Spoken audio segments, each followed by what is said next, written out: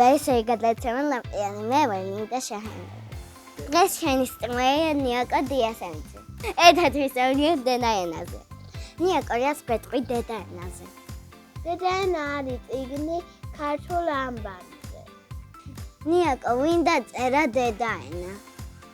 დედაენა დაწერა იაკობ გოგებაშვილმა.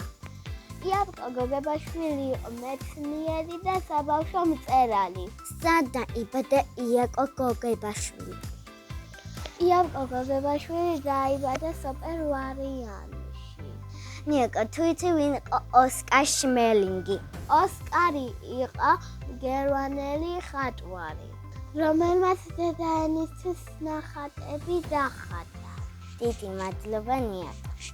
დღეისათვის სულ ეს იყო ნახვამდის.